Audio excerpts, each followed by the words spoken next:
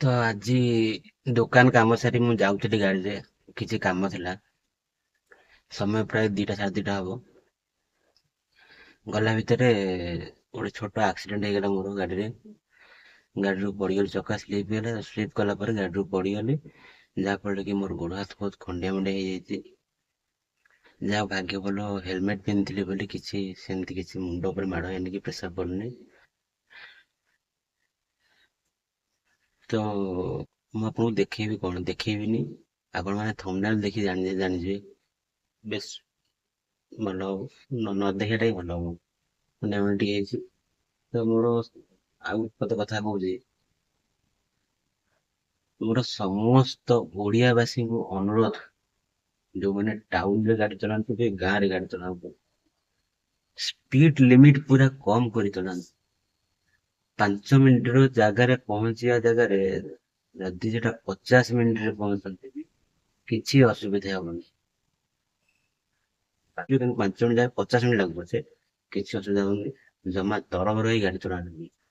ଆଜିକାଲି ଯୋଉ ଭଳିଆ ରାସ୍ତାରେ ଯୋଉମାନେ ସବୁ ଗାଡି ଚଲାଉଛନ୍ତି, ଦେଖୁଛୁ ଆମେ କଣ, ଆପଣ ମାନେ ବି ଦେଖିଥିବେ, ଜାଣିଥିବେ କେତେ ସ୍ପିଡ ସବୁ ଗାଡି ଚଲାଉଛନ୍ତି।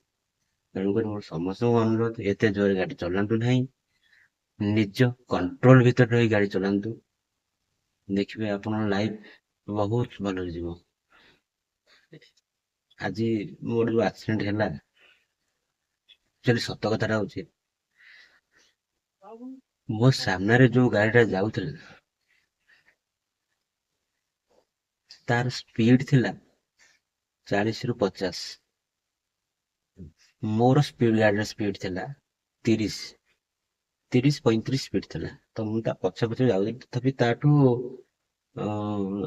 10 ମିଟର ଡିଷ୍ଟାନ୍ସରେ ଯାଉଥିଲି। 10 ମିଟର 20 ମିଟର ଭିତରେ ଡିଷ୍ଟାନ୍ସରେ ଯାଉଥିଲି ମୁଁ। ହଠାତ୍ କଣ ହେଲା ନା, ସଡନ ବ୍ରେକ୍ ମାରିଦେଇଛି। ଡିସ୍କ ବ୍ରେକ୍ ସଡନ ବ୍ରେକ୍ ମାରିଛି, ଯେତେବେଳେ ସେ ସଡନ ରହିଛି, ମୋର ଆଉ କଣ୍ଟ୍ରୋଲ ପାଇଲାନି ବ୍ରେକ୍ ମାରିବା ପାଇଁ। ମୋର ଗାଡିର ସ୍କୁଟିର ଚକା ଟିକେ ଖରାପ ଥିଲା, ବ୍ରେକ୍ ବି ଟିକେ ଖରାପ ଥିଲା। ମୁଁ କଣ କଲି, ସଡନ ବ୍ରେକ୍ ମାରିଦେଲି। ସଡନ ବ୍ରେକ୍ ମାରିବା ଫଳରେ ଚକା ସ୍ଲିପ୍ କରିଗଲା, ଚକା ସ୍ଲିପ୍ କରି ପଡିଗଲି। ଯାହାଫଳରେ ମୋର ଏଇ ଅବସ୍ଥା। କଣ କହିବି ଆପଣଙ୍କୁ? ତ ଏଇ ଭିଡିଓଟାକୁ ସମସ୍ତଙ୍କ ପାଖରେ ପହଞ୍ଚେଇ ଦିଅନ୍ତୁ, ସେୟାର କରି, ଯେମିତି ସମସ୍ତେ ସତର୍କ ହେଇଯିବେ। ଆଉ ଏତେ ସ୍ପିଡରେ ଗାଡି ଚଲାଅନି, ଦେଖି ଚାହିଁ ଗାଡି ଚଲାଅ, ଟାଇମ ଲାଗୁ। ରହିଲି, ଜୟ ଜଗନ୍ନାଥ।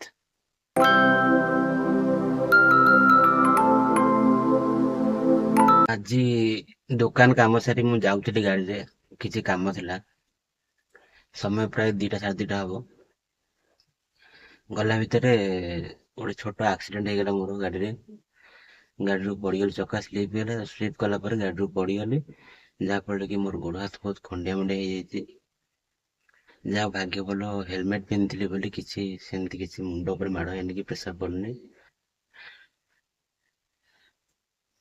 ତ ମୁଁ ଆପଣଙ୍କୁ ଦେଖେଇବି କଣ ଦେଖେଇବିନି, ଆପଣ ମାନେ ଥମ୍ବନେଲ ଦେଖି ଜାଣିଯିବେ। ବେଶ ଭଲ କଥା କହୁଛି, ଯୋଉମାନେ ଟାଉନରେ ଗାଡି ଚଳାନ୍ତି, ଗାଁରେ ଗାଡି ଚଳାନ୍ତୁ, ସ୍ପିଡ ଲିମିଟ ପୁରା କମ କରି ଚଳାନ୍ତୁ। ଜାଗାରେ ପହଞ୍ଚିବା ଜାଗାରେ ଯଦି ସେଟା 50 ମିନିଟରେ ପହଞ୍ଚନ୍ତି, କିଛି ଅସୁବିଧା ହବନି। 5 ମିନିଟ ଜାଗାରେ 50 ମିନିଟ ଲାଗୁ ପଛେ କିଛି ଅସୁବିଧା ହବନି। ଜମା ତରବର ହେଇ ଗାଡି ଚଳାନ୍ତୁନି। ଆଜିକାଲି ଯୋଉ ଭଳିଆ ରାସ୍ତାରେ ଯୋଉମାନେ ସବୁ ଗାଡି ଚଲାଉଛନ୍ତି, ଦେଖୁଛୁ ଆମେ କଣ, ଆପଣ ମାନେ ବି ଦେଖିଥିବେ, ଜାଣିଥିବେ କେତେ ସ୍ପିଡ ସବୁ ଗାଡି ଚଲାଉଛନ୍ତି। ତେଣୁକରି ମୋର ସମସ୍ତଙ୍କୁ ଅନୁରୋଧ, ଏତେ ଜୋରରେ ଗାଡି ଚଲାନ୍ତୁ ନାହିଁ। ନିଜ କଣ୍ଟ୍ରୋଲ ଭିତରେ ରହି ଗାଡି ଚଳାନ୍ତୁ। ଦେଖିବେ ଆପଣଙ୍କ ଲାଇଫ ବହୁତ ଭଲରେ ଯିବ। ଆଜି ମୋର ଯୋଉ ଆକ୍ସିଡେଣ୍ଟ ହେଲା, ଆକ୍ଚୁଆଲି ସତ କଥାଟା ହଉଛି, ମୋ ସାମ୍ନାରେ ଯୋଉ ଗାଡିଟା ଯାଉଥିଲା, ତାର ସ୍ପିଡ ଥିଲା 40ରୁ 50। ମୋର ଗାଡିର ସ୍ପିଡ ଥିଲା 30, 35 ସ୍ପିଡ ଥିଲା। ତ ମୁଁ ତା ପଛ ପଛରେ ଯାଉଥିଲି, ତଥାପି ତାଠୁ 10 ମିଟର ଡିଷ୍ଟାନ୍ସରେ ଯାଉଥିଲି।